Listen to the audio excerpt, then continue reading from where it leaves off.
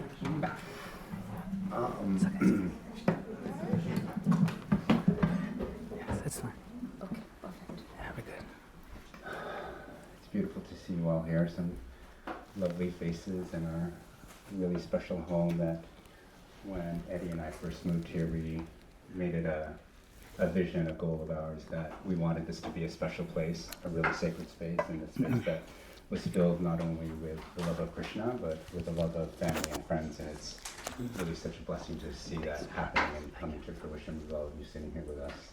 So thank you for being here, and special thanks to Gurudev and Guruma for being able to make their time this week while they're here in San Diego. And I'll share more about Gurudev in a moment.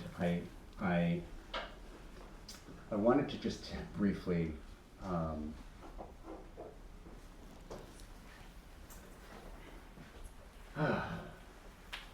it's been a full week. And so I'm it's not over yet. It's not over yet. And it's not over. It's still only Wednesday.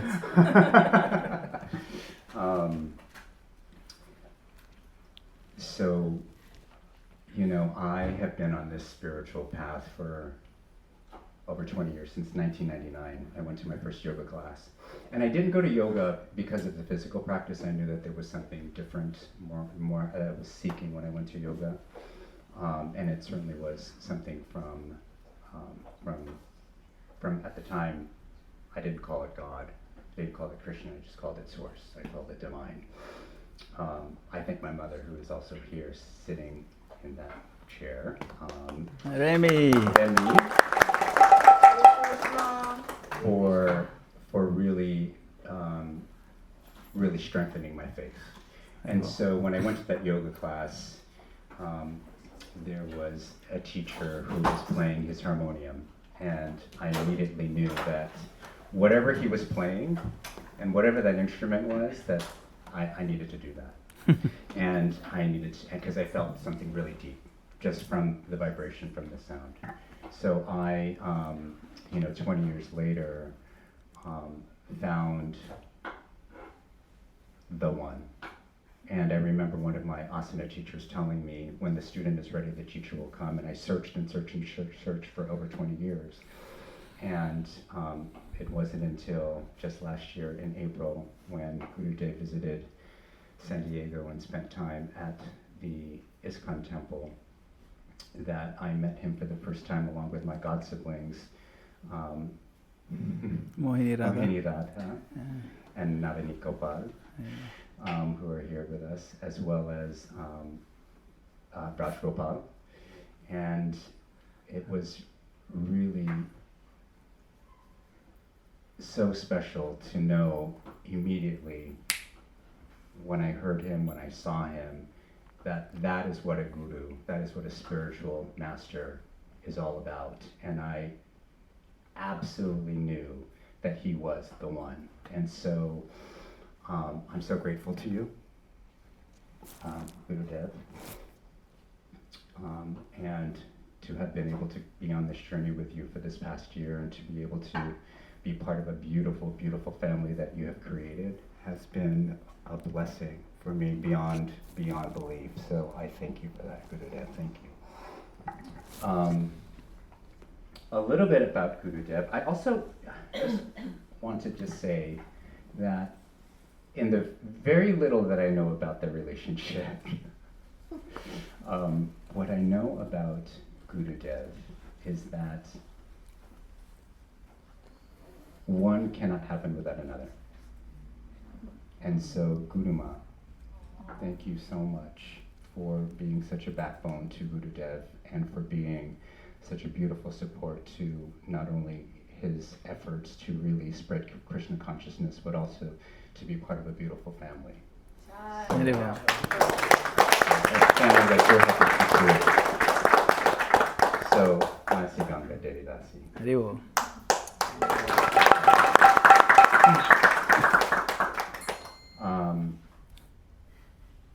So, a little bit about Gurudev, because some of you are meeting him for the first time.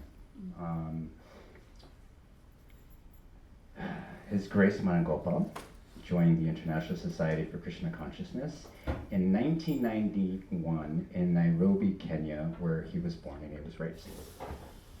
He had served over the years as the Education and Temple Management Director of ISKCON of New Jersey, and he is also a graduate of the governing body Commission College of Leadership, and currently serves as the North American Co-Director of ISKCON Communications. He lives in Parsippany, New Jersey, obviously with this beautiful wife, Manasi Ganga, and their son Madhav, and he also works as an IT manager. So clearly you can hear how incredibly busy Gurudev is in his life, but it seems effortless for him to be able to juggle many balls in the air all the time, and to be able to make the effort to give each of his disciples the attention that he provides to each one of us. So we are very, very, very grateful to have you here. Myself, my partner Eddie, my god siblings, Radha Mohini, Navini Gopal, Raj Gopal, and unfortunately Kunja Kishore is not feeling well and she can't be here, but we are sending her our well wishes, and we do love you, Gurudev and Guruman. Thank you so much for being here, taking time for us.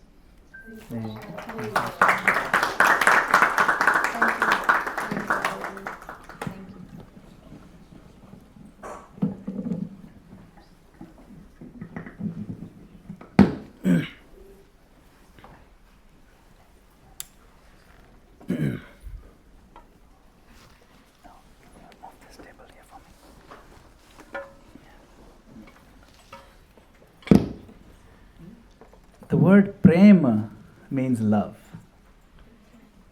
And we're all feeling the love of our dear Prema Gopala Prabhu. Haribo! I want to thank Eddie Prabhu and Prema Gopala Prabhu for hosting this evening. It's such a joy to be with all of you.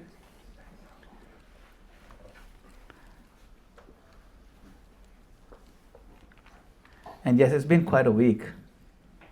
It's getting used to our new place in the trajectory of eternity. New names. Recommitted direction. And the blessings of loving parents. Thank you, Remy, so much for giving this world such a beautiful devotee. Hare Krishna. So we will start with gratitude to Srila Prabhupada. Nama Om Vishnu Padaya Krishna Preshthaya Bhutale Shri Mate Bhakti Vedanta Swami Niti Namine Namaste Saraswate Deve Gauravani Pracharine Nirvishesha Shunyavadi Paschatya Deshatarine Jai Shri Krishna Chaitanya Prabhu Nityananda Shri Advaita Gadadhar Shivasadi Hare Krishna, Krishna Krishna, Hare Hare, Hare Rama, Rama Rama, Hare Hare. Please repeat after me. Om Namo Bhagavate Vasudevaya. Om Namo Bhagavate Vasudevaya. Om Namo Bhagavate Vasudevaya. Om Namo Bhagavate Vasudevaya. Om Namo Bhagavate Vasudevaya. Om Namo Bhagavate Vasudevaya. So Prema Gopala Prabhu was explaining how he was very much keen on understanding this concept of the source, or even who is God, and so on. So I thought, let's start with the basics. It never hurts to go back to the basics, to explore why is it that we're even doing these unusual things. So who is God? One source, many names. Many names. Krishna is the primary name. But God has many, just like the sun in the sky has many names. It doesn't just go by the sun. Someone calls it Soleil or Surya, or some other word. Doesn't mean it's something different. One source, many names, and our relationship with the divine.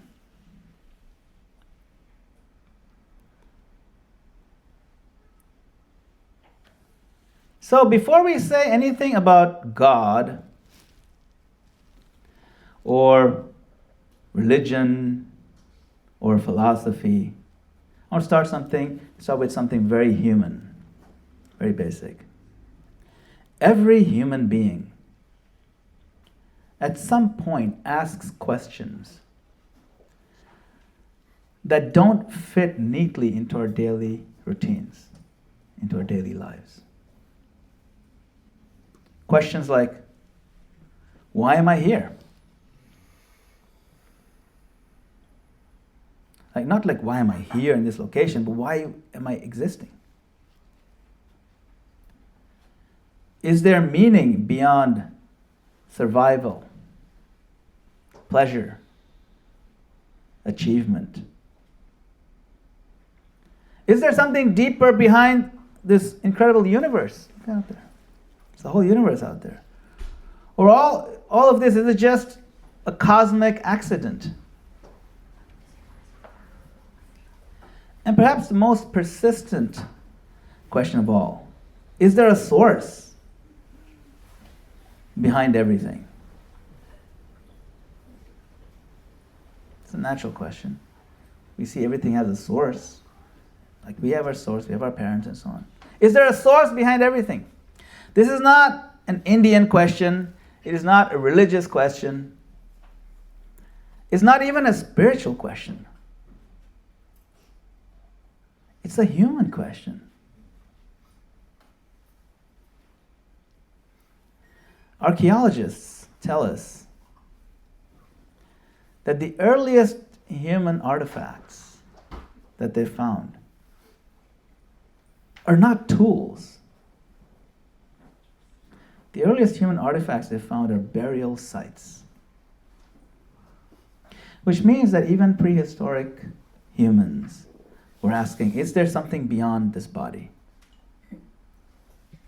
So across history, across cultures, across political systems, across time periods, humans have done three things consistently.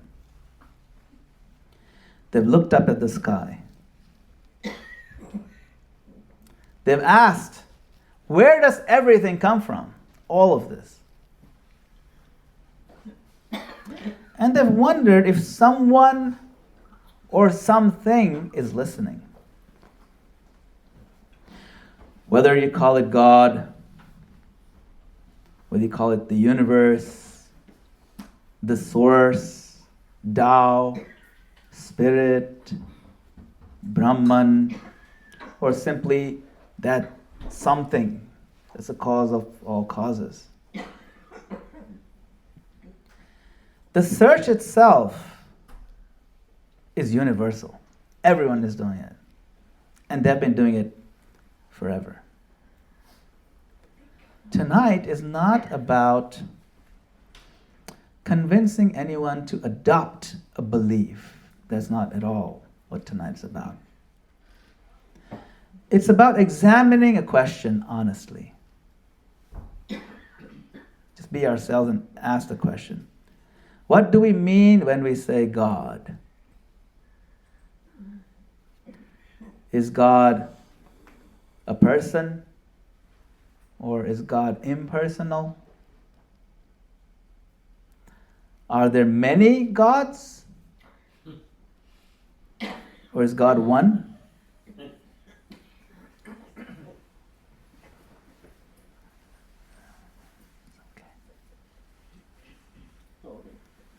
It's okay, Remy.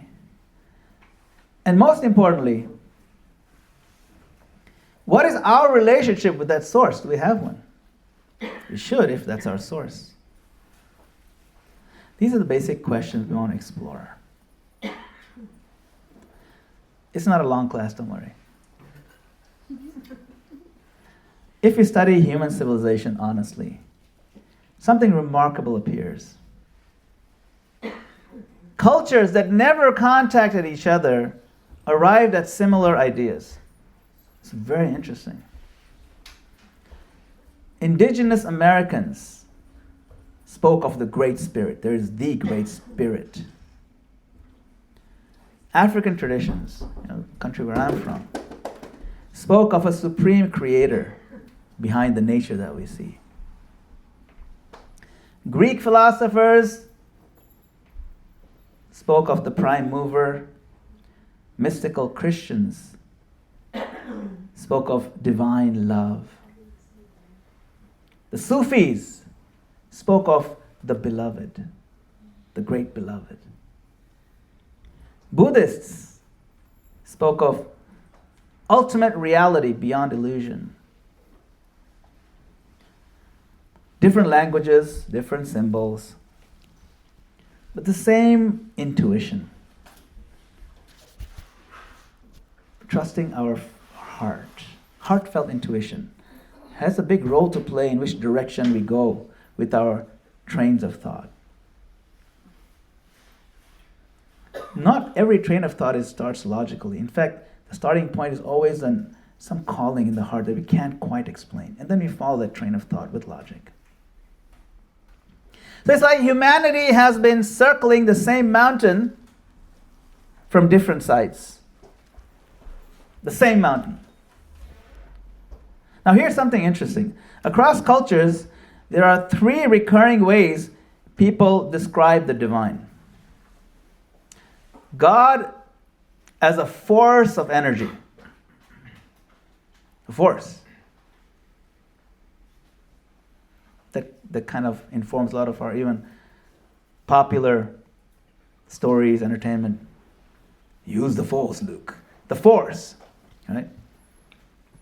The force is strong in this one. And so on. Or God as law or intelligence. Or God as a personal being. You see this everywhere. People say God is the universe. Some people say God is consciousness. Some say God is love. Some say God is a person who cares. So the question is not whether these views exist. That's not the question. The question is, are these views mutually exclusive? Like, does one have to preclude the other?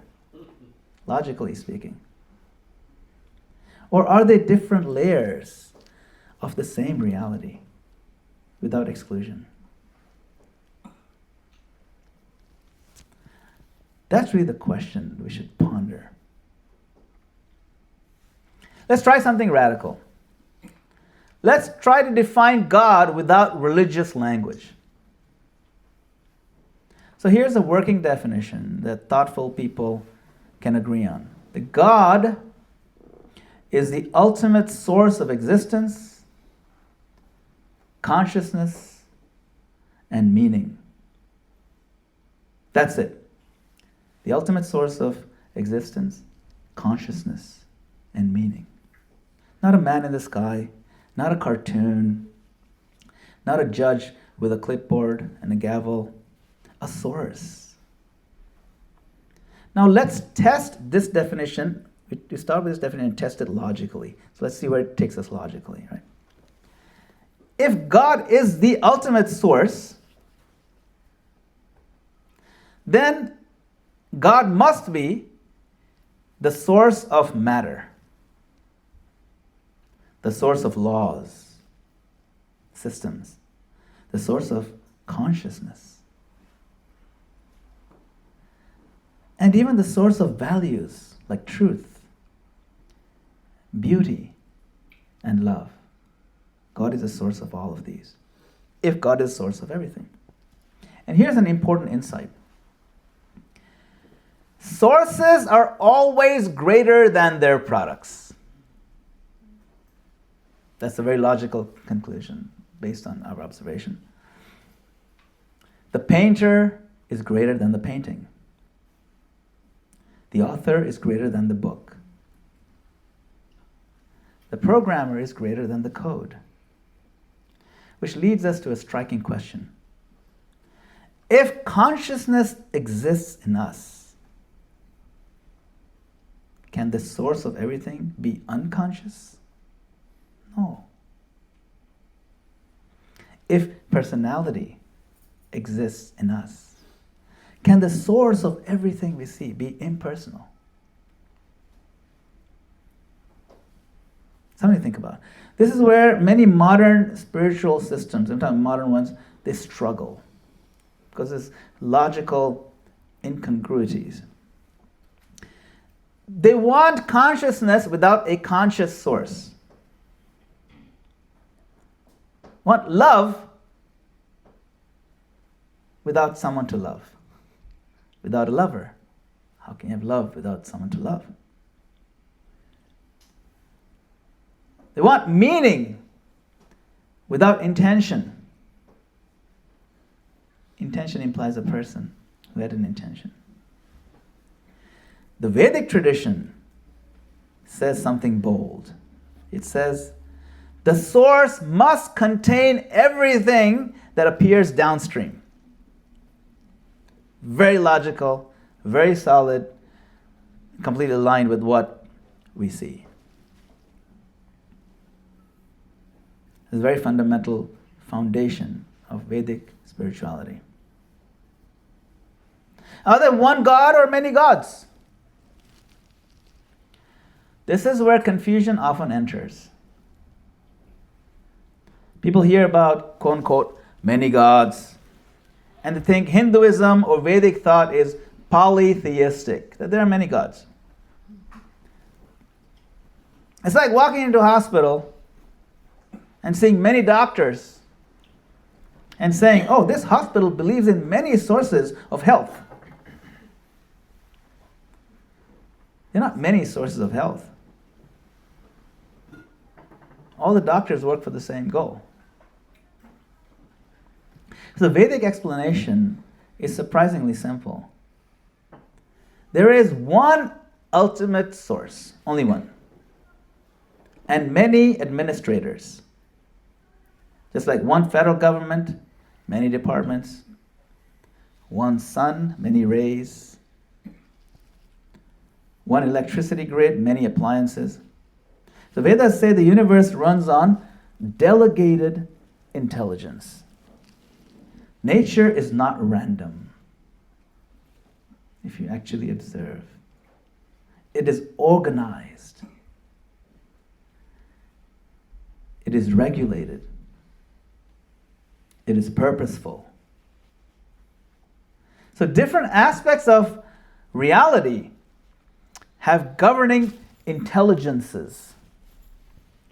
But none of them claim to be the ultimate source. So the Vedic paradigm is not many gods competing.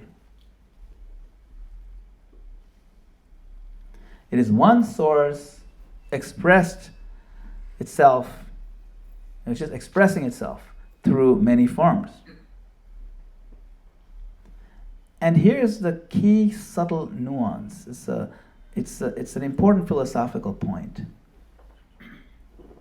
The devil's always in the details and the nuances and the subtle points. Unity does not require uniformity. Think about it. You can be united, and yet everyone's different. There's variegatedness, and yet you're united in purpose. But sometimes people say, no, it's not possible to have variegatedness if you want unity, so wipe out variegatedness. Make it amorphous and homogeneous. That is a logical fallacy. Unity does not require uniformity. We see how that works in the world. Diversity does not contradict oneness, because oneness is of purpose. And diversity helps achieve that and express the completeness. In fact, diversity is evidence of abundance. If all you have is one kind of fruit, it's not very abundant, but if you have a basket full of many kinds of fruits, that's abundance. All you have in the meal is cabbage soup. It's a big bowl. This cabbage boiled in water and add some salt. That's your feast. No, it's not a feast. Feast is you have 2 items, 3 items, 4 items. Diversity is evidence of abundance. If you go to a rich man's wedding, you expect there'll be more than 2, 3 items, right? Diversity is evidence of abundance. And God is the source of all abundance, therefore God is the source of all diversity. We're just following logic here. Logical conclusion to an initial premise that God exists. We don't need to argue whether God exists or not. That's not even the question. The question is not does God exist? The question is God available? Is God accessible? Because if he's not available or accessible, it might as well not exist for us. See, that's important. So Srila Prabhupada explains the concept of God. So who is God according to Srila Prabhupada, the founder, Acharya of International Society for Krishna Consciousness? Prabhupada presented the Vedic worldview in a way that resonated with modern minds. The worldview itself is ancient, but he presented in language that resonates with modern minds. He never asked people to suspend logic. Not blind faith. He asked them to use logic to its natural conclusion. Use it fully, don't do it half-heartedly. He pointed out flaws and fallacies in modern logic. That you're just going halfway. You're using a half-baked logic to come to what you think are full-baked conclusions. Extend the logic all the way, then come to the conclusion. He always invited us to use our intelligence and challenge everything with logic. So his core presentation can be summarized simply like this. God is personal. God is a person. God is complete in every way. And God is all attractive. And the Sanskrit word for all attractive is Krishna. Yes. It's a word that describes a person that becomes his name. Not a distant abstraction. Not an impersonal force. But a conscious being with qualities. And why all attractive?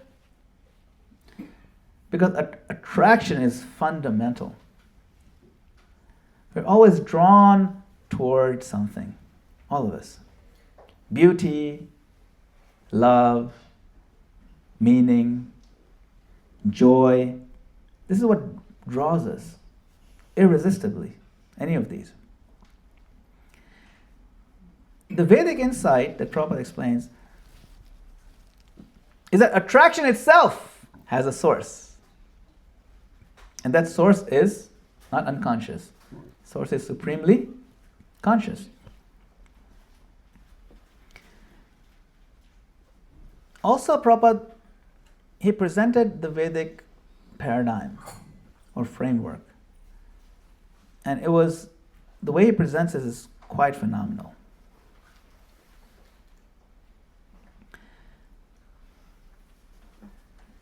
The framework that he presents is extremely high in these three areas compared to any other frameworks that's available.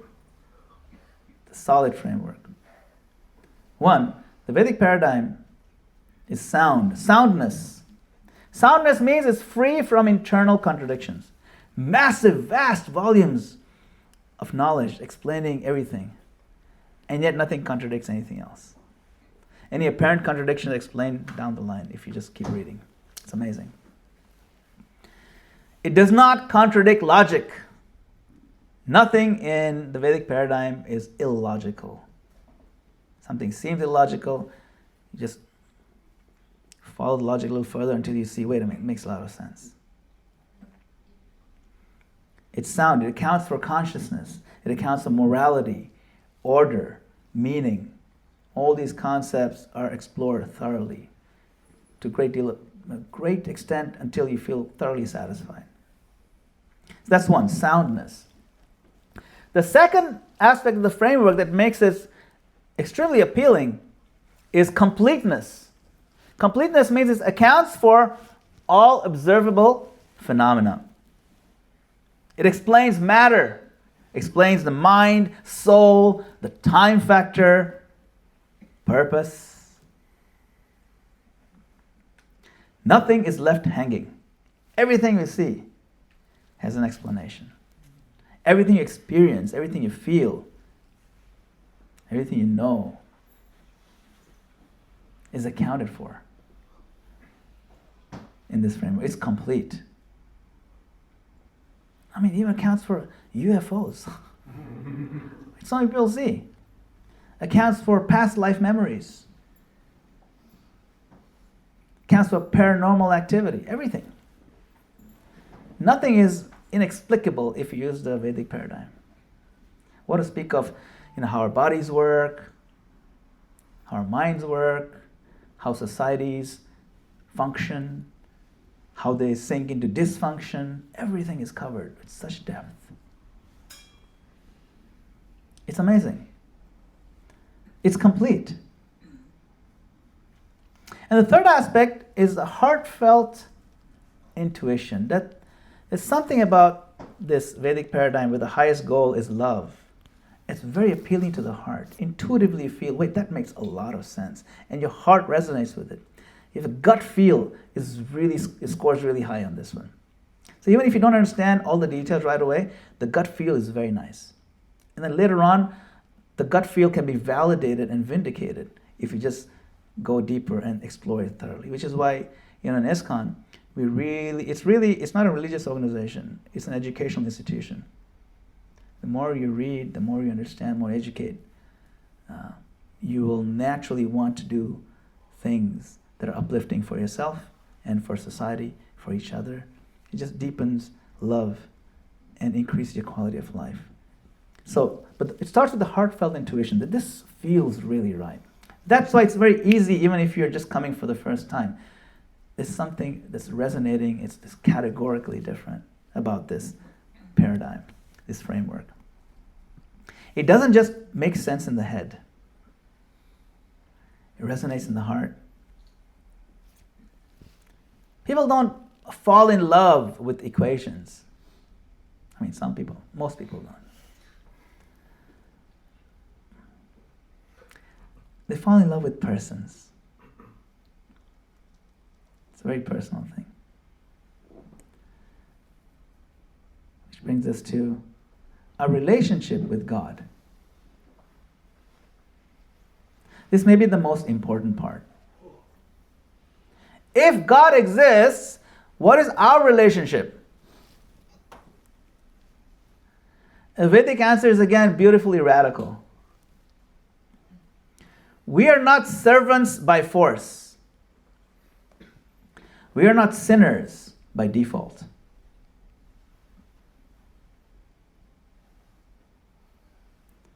We are not meaningless accidents. We are conscious beings meant for relationships. That is our constitutional, existential purpose. Primarily and foundationally, relationships is what it's all about. We are meant for that. Just like a drop of water from the ocean shares the nature of the ocean, we all share qualities with the source. You take a dropper, get a drop of water from the ocean. The source is the ocean. So we are connected in that way. What are these qualities? Consciousness, individuality. We have our own individual preferences, identities. We cherish our individuality. We have consciousness, individuality, and we all have, whether you accept it or not, the capacity to love. We all have a capacity to love, and the capacity to give love, and the capacity to receive love. In fact, that's what we are primarily. Everything else is secondary. But here's the twist, right? Fulfillment, a sense of fulfillment doesn't come from trying to be the source. Trying to be God actually doesn't make us fulfilled. We're not the source. Fulfillment comes from relating to the source, from interacting to the source in a loving exchange. See? So modern culture tells us, you be your own God. Take over the world. Win over everything. You be the God of your, of your domain. Be your own God. There's no other God other than you. It's a very appealing idea because you think, okay, if I'm God, then I'll have more access to resources, I'll have more control over people, more control over things, and therefore I'll be happier. But that experiment has consequences. This be your own God experiment has consequences. Anxiety, loneliness, burnout, meaning fatigue, just not getting enough meaning. The Vedic model, this Bhakti model, offers something different. Not ego inflation, but connection. That's what we're thirsting for, connection. That's actual success, not becoming another God in your own domain. The Vedic model is not blind belief. It is lived experience. We've all lived, we've all experienced for a long, long time. But because we're disoriented and we're still on this be your own God experiment, it's a long-running experiment over multiple lifetimes. And we're leading to these anxieties and burnouts. It is time to really reevaluate our whole approach and change the trajectory of our eternity arc. This is the time we can do it. This meaning, what is this? This human form of life is the opportunity to change that trajectory and be ourselves once and for all. So Prabhupada said, Krishna is not impersonal. He's a person and he wants to have a loving relationship with you. So I want to close with this. You don't have to reject science to explore God.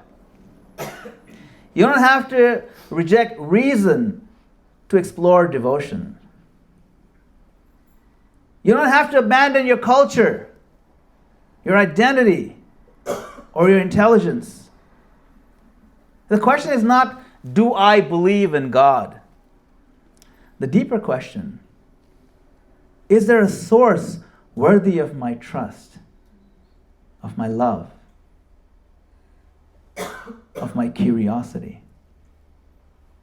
Prabhupada didn't come to the West to convert people. That was not his intention. He came to reintroduce a forgotten conversation. Conversation is between the source and the soul seeking the source. You're not here by accident. Your questions, these deeper questions, they're not flaws. Your longing is not a weakness.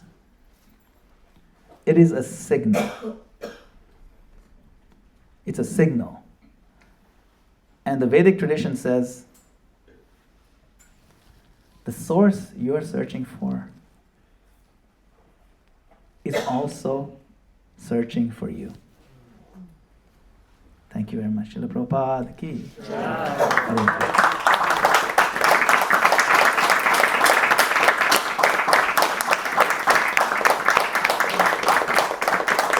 So thank you for your kind attention and your valuable time. It's a weekday for coming here.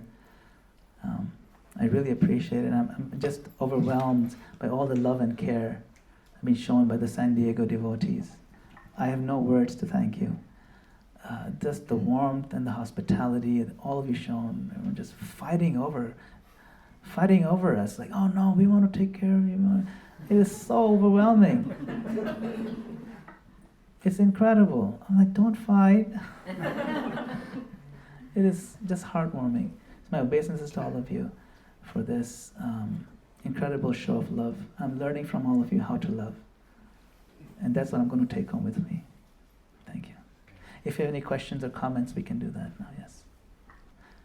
Eddie has his hand I up. just have a comment because they can hear me. Yes, yes. My humble obeisance is actually Gurudev. We have never been so blessed in our lives than to have both of you in our lives, in our house, in San Diego. That just comes from the deepest part of my heart. I'm a crybaby. But I love you both so much that, there's not very many hours out of a day, minutes out of a day that I don't think of you. Because of your kindness, your generosity, your loving ability to do things, say things, share things. You just do it in such a perfect way that just sinks into me. And I think that Ferdy may be one that feels the same thing too, but I live in a very emotional life. Although I make it just fine. But I want to thank you for your kindness, for your time, and your trip here to California. And we still have some time to have some fun, I think. Japa retreat, right, on Saturday? Yes, the 6-hour japa retreat on Saturday, immersing ourselves into the deepest possible japa that we can do, the best possible japa we've ever done. Let's go for it. 6 hours, no one escaping, just locked, sequestered in a room. Until you find Krishna, no one's going anywhere. So thank you.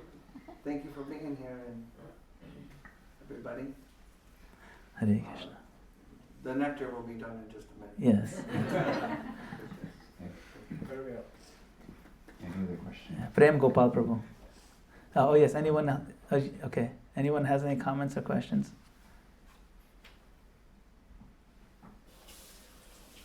Can I ask? Yeah.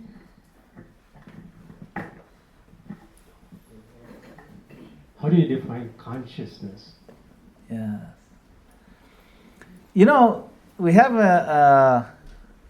an organization called the Bhaktivedanta Institute, which is started by Srila Prabhupada. And this is one of the missions and goals of that institute, is to explain to modern scientists about consciousness. and what scientists call the hard question of consciousness. What does it mean to be conscious? What does it mean to have feeling, agency? So consciousness is actually hard to define. We can define it with some characteristics. Characteristics of consciousness means that if there's a person or being that's conscious, what does that mean? Or say a creature, this creature is conscious. It means it responds to stimuli. Okay, that's one very basic, like if there's a little insect and you poke it, it'll run away. Don't do that though. But that's one, response to stimulus. These are different symptoms of what we call life, right? They have feelings. This is again a very abstract concept. How do you define feelings, right? But we kind of intuitively understand because we have feelings, so we know what it means to feel something. Consciousness is a kind of, you can say, awareness of one's surroundings and the ability to feel feelings that have also, these are what we call metaphysical concepts. So metaphysical means we all have an intuitive sense of what it means, but you can't measure it. So things like feelings of anger, feelings of disappointment, feelings of happiness. We all know what this means, but how do you quantify those things? So these are all characteristics of life where we intuitively understand because we define it in terms of how we respond to stimuli. When someone smiles, it's a response to a stimulus. When I see a cup of nectar, I'll smile. That's the stimulus, is a cup of nectar, and my response.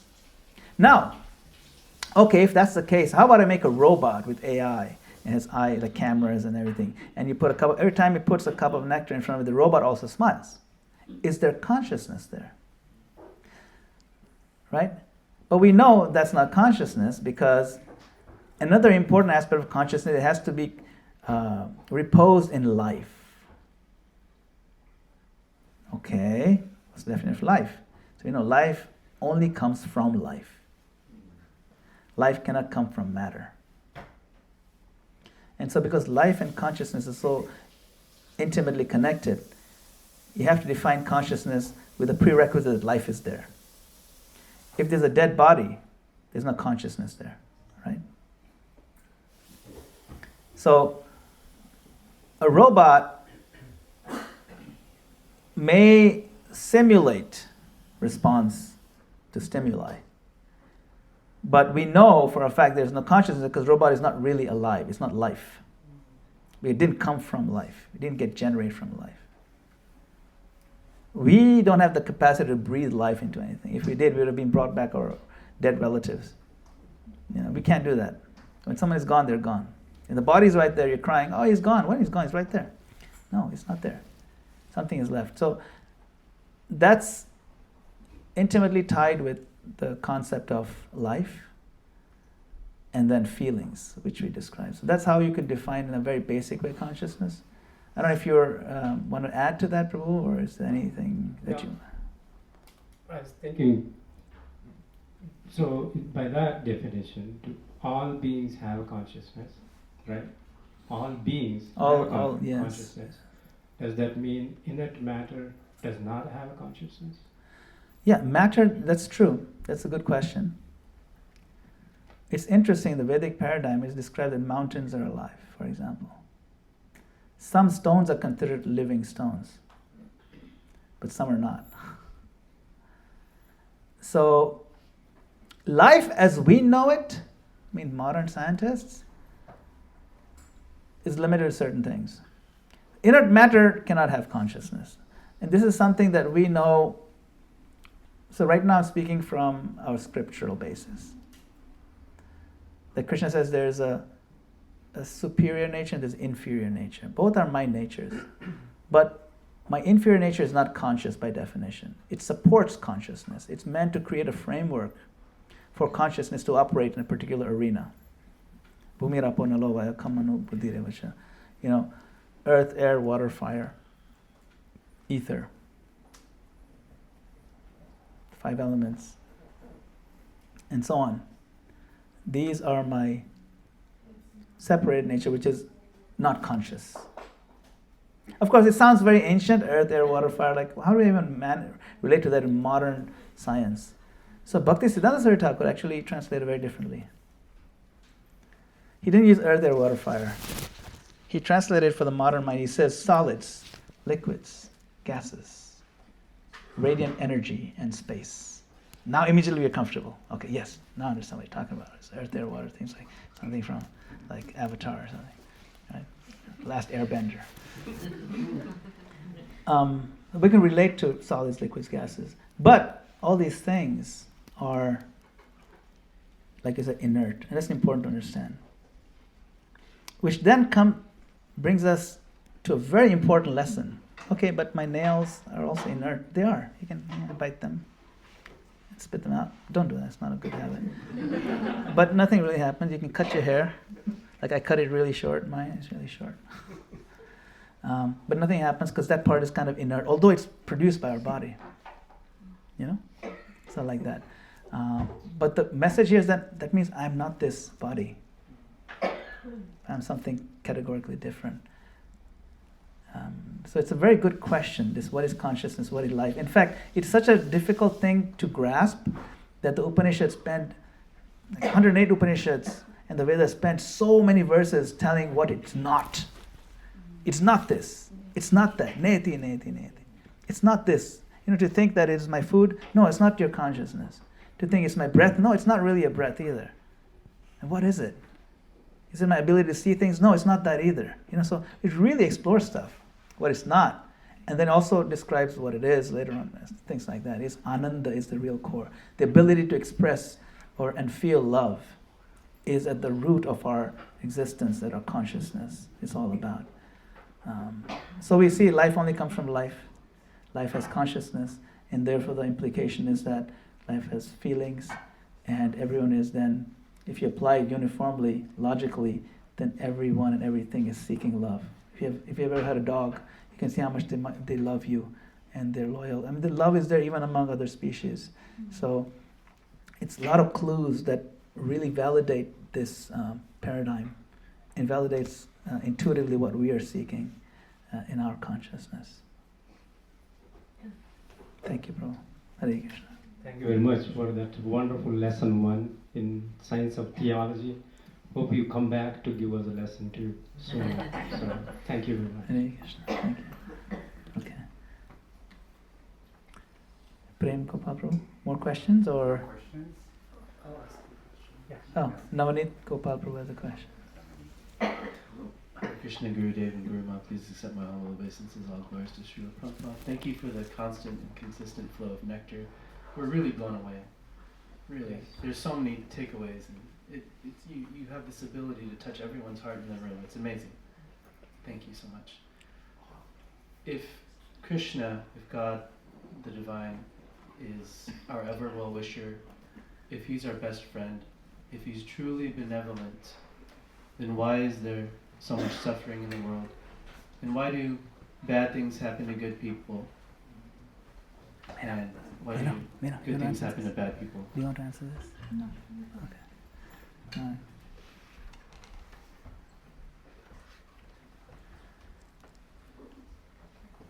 It's a very good question. In fact, this question has hounded and haunted theologians, philosophers for millennia.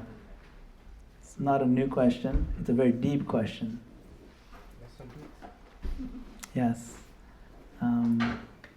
It's a good question because we want to reconcile 2 things. Okay, let's accept that God exists.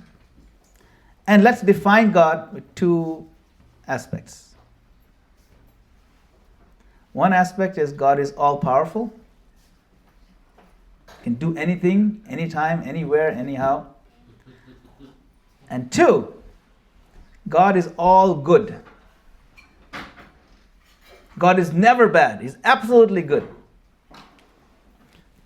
So we can agree to those. Okay, fine. Now, if those 2 are factual, then how on earth,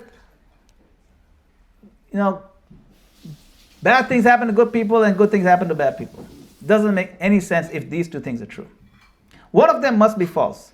Either God is not all powerful, like he just created stuff and now it's out of his hand, he can't control it, it's a runaway train and it's beyond his control. That's one theory. Or God is not all good. Like he likes to poke you and see, let's see what happens if, let me torture these little ants under my magnifying glass. But that's not a fact either. So the core of this misunderstanding comes from a myopia, from a short-sightedness of not seeing the full picture. It comes from not understanding that we are eternal beings. It comes from not understanding that there's never a time when you didn't exist. We can't fathom that concept. We think we were born on a certain date, a certain month. I'm a Leo, I'm a Sagittarius. We're used to thinking like that. But actually we were there before this birth. And prior to that birth also. And there was never a time when you weren't existing. Krishna says this right in the beginning of the Gita, in the 2nd chapter. Verse number 12. You know what that means? That means we're the same age as God. Like, God didn't create us. We think God created us. He did create us. If he created us, then that statement would be false. That means there was a time when we didn't exist. Soul does not come into being, will not come into being. There's another verse like that. So it's not coming into being. We've always there. We're eternal beings, beginningless and endless. So if you understand that, okay, now let's come to the question, why am I suffering? Well, now we understand that there's a system of karmic reactions. If I did something wrong in this lifetime earlier on, then I'll suffer the consequences of that. Whether I'm a good person or a bad person is irrelevant in that sense. Right? That again is another question of debate. Is that person good? Is that person bad? He doesn't deserve this, doesn't deserve that. It's very hard to see what people deserve because the reactions are very complicated. And there's time factor. A lot of the times our reactions in this life are because something we did last life or even 100 lives before that. So the karmic cycle which is an infallible justice, it's an infallible justice system, is incredibly complicated. There's no way we can unravel it. In the Mahabharata, there's a king by the name of Dhritarashtra. Dhritarashtra was born blind, he had 100 sons, and they're all quite bad guys. They got killed in battle, and he was crying. Oh, my sons died. What did I do to deserve this? And then he was told, actually, you did something to deserve this. 100 lifetimes ago, maybe 1,000 lives ago, I think you were a hunter, or maybe you're a king, you're just hunting these birds, and you're very cruel. And you caught these birds in your net. There are 100 birds, like little fledgling birds, And you blinded the parents just because you're so cruel. You popped their eyes out. And then you killed all the 100 kids of the birds. And you enjoyed doing it. And so, now this lifetime, because of that really cruel thing, you have to suffer like this. Okay, I get it. But why are there like 100 birds between? It could have happened in the next life. Oh, let me explain you. You needed to perform so many pious pious things to deserve 100 children. To put you in that scenario. So, you can't just do it. So you can imagine how complicated this life can be, how complicated our karma can be. That to get paid for that thing, you have to actually perform something to be situated in that situation. So all that stuff is extremely complicated. In fact, Krishna tells Arjuna in the Bhagavad Gita, the intricacies of action and reaction are incredibly difficult to comprehend. Don't bother with it. Okay, what am I supposed to do? You didn't know two things. What to do now and what not to do. I'm telling you, don't do this, do that. From now on, you should know what to do, what not to do. Okay, but what about all the past reactions? I don't know what's my record like? It must be big, just judging by what I feel like doing right now. I don't have access to your past personal history. I really don't have access to the past personal history. It's perfect. So we may not have access to our past personal history.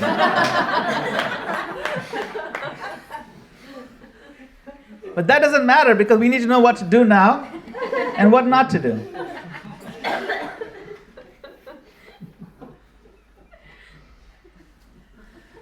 So it gives us a picture. We all have a past personal history. Only God has access to it, and some of God's agents have access to it.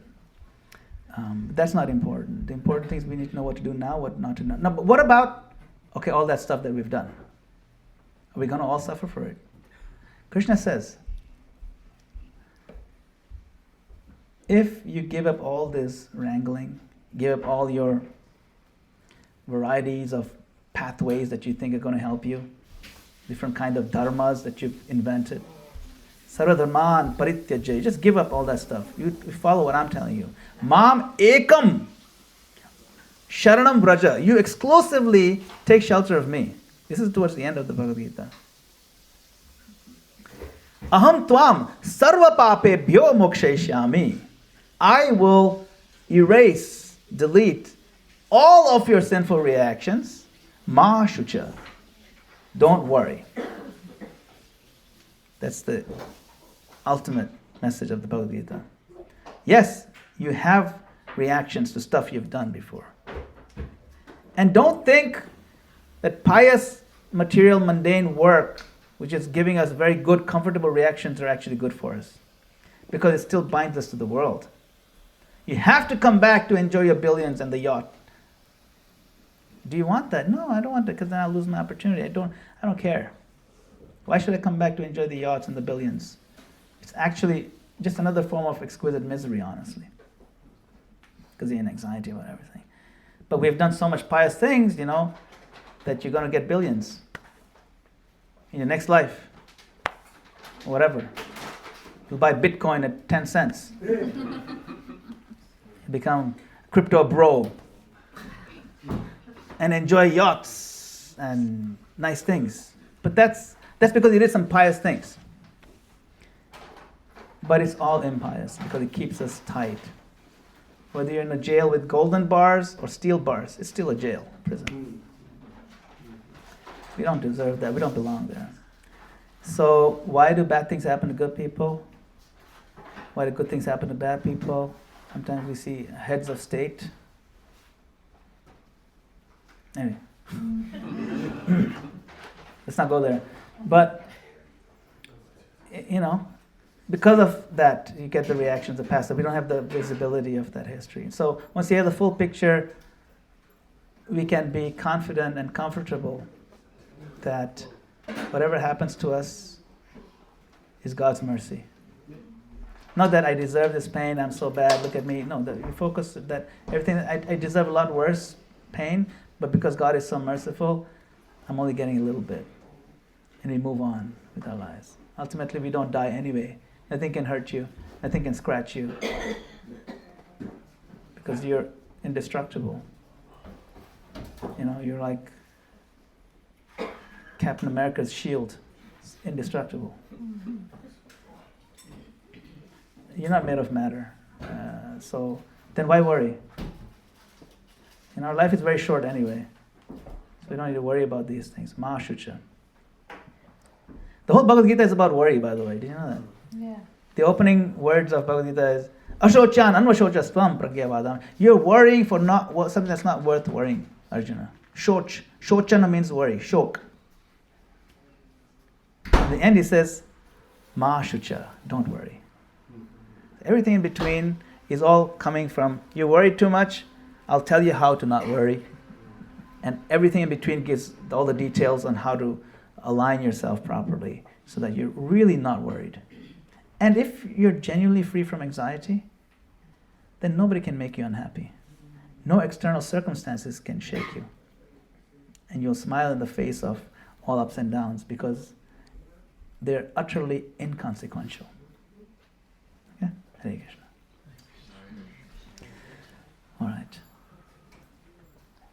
Prema Gopala Prabhu, please direct us to the next. Yes.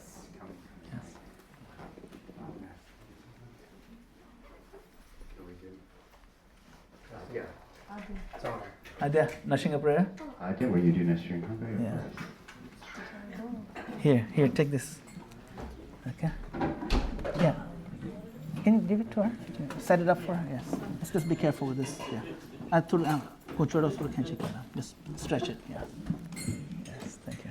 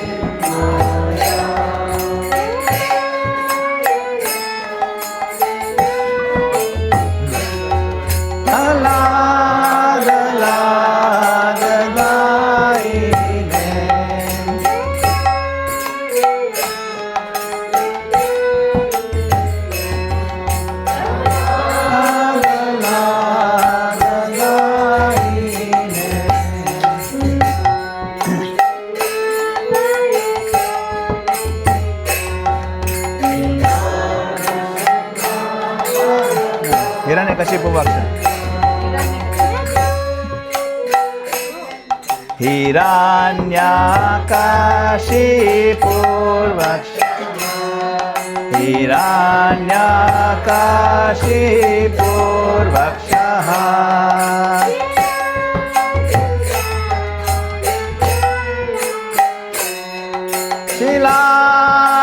Shiladangana khalaye.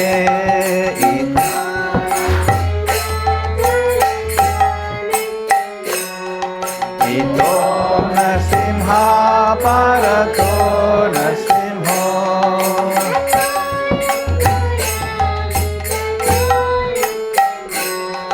Yato Yato Yamitato Nasimha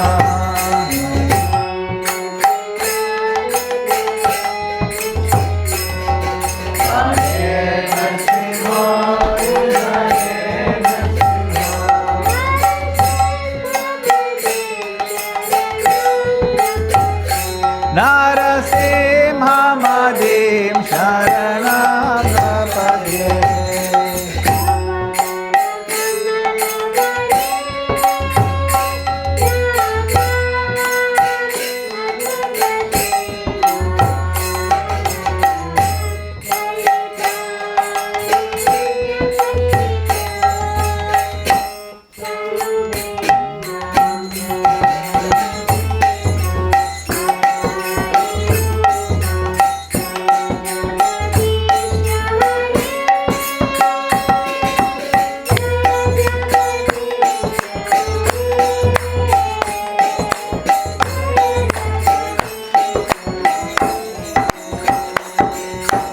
Avakara Kamala Vare Nakham Adbhuta Shingam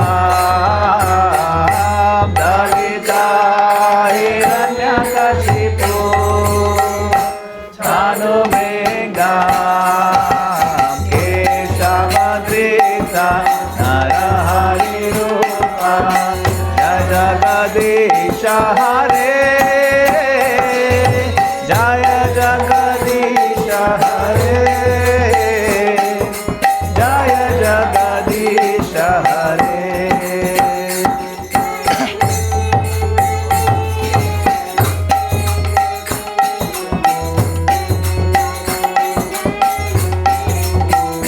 Jaya Narsimha Dev Narsimha Dev Narsimha Dev Jaya Narsimha Dev